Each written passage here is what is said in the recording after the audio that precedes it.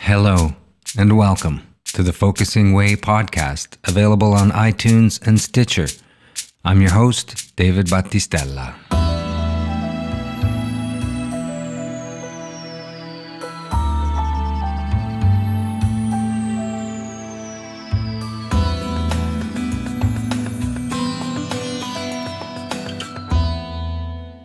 Today on the Focusing Way podcast, I want to share with you a business strategy I discovered recently. So just recently, I had the opportunity to sit for a short focusing session, which was going to last about 10 minutes. I know that many people might feel that they need a long time to get into the focusing mode, but my experience has been that I've had many very powerful short sessions. While I hold firm to the focusing adage, slowing down is the fastest way there, I have to say that devoting even just a short time to focusing can yield very powerful results. So this is what happened. As I invited the idea of what I could focus with for this brief session, a thought or feeling wandered over me about a meeting I had scheduled for the next morning. Just that small invitation to my body of, what should I focus with right now? Brought me, out of the blue, the idea that there was something I needed to look at more closely around the meeting I had scheduled in the morning. So I decided to ask for a short lead-in to discover what would come or what wanted to be known about this meeting. At first, I even had a thought toward what could possibly come, but I let that part of me sit to one side and I committed to invite what wanted to be known about this meeting. This in itself is a beautiful focusing moment. That thing that came out of the ether or from within me that wanted to look more closely at the morning meeting was acknowledged, and almost as rapidly, something else comes along to try to negate or discredit that feeling.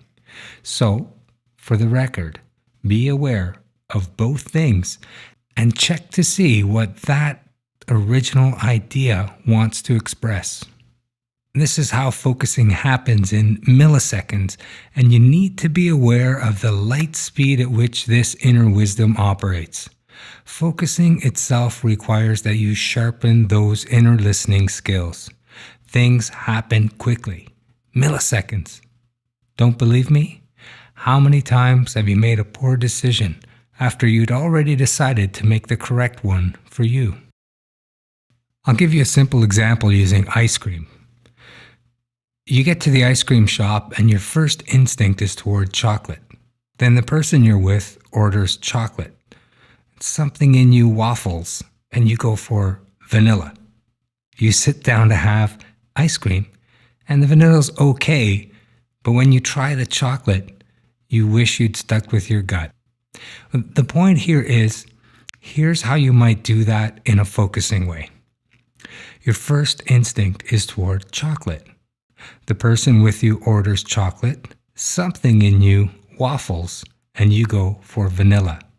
Now you stop and recognize something wants chocolate and something else wants vanilla, and you acknowledge both.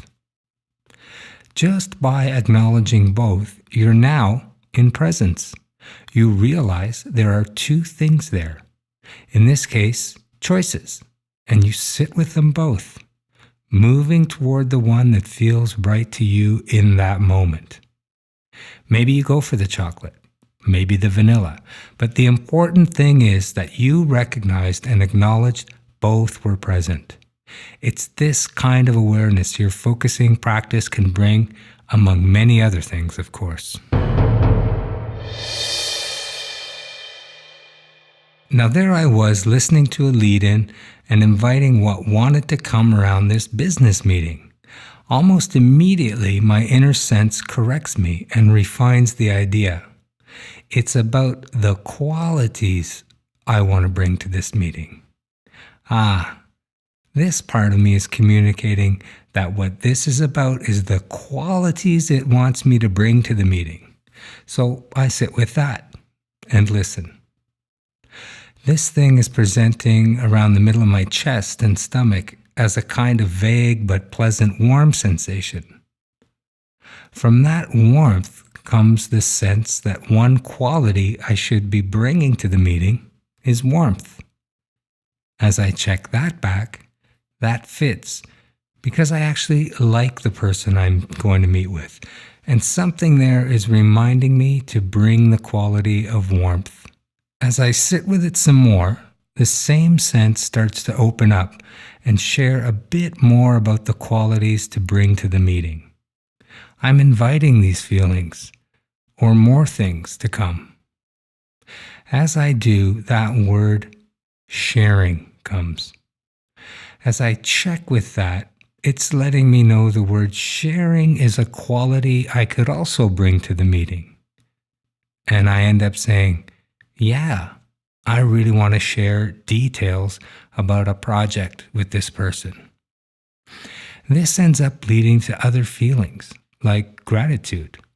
And as I check with that, I'm actually grateful this person is giving me some time so that I can share thoughts and ideas, so that's all there too.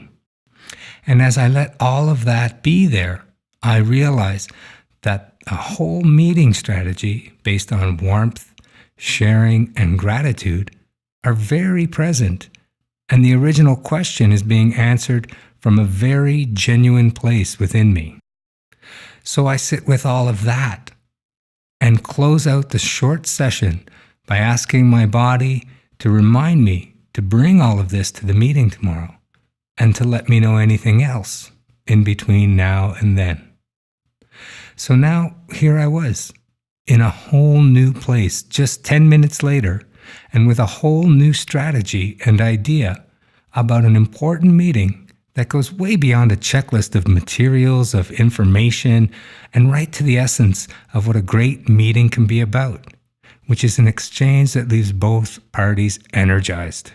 This is just one of many examples of how focusing can put you in the place of authentic experiences. And when you are being authentic, there's a good chance others will notice that.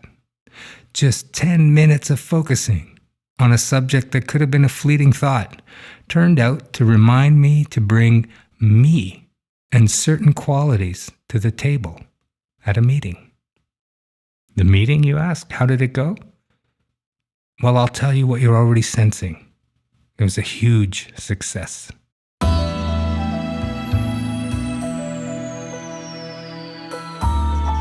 You've been listening to the Focusing Way podcast, available on iTunes and Stitcher. I'm your host, David Battistella. Please take a moment to visit our website at thefocusingway.com.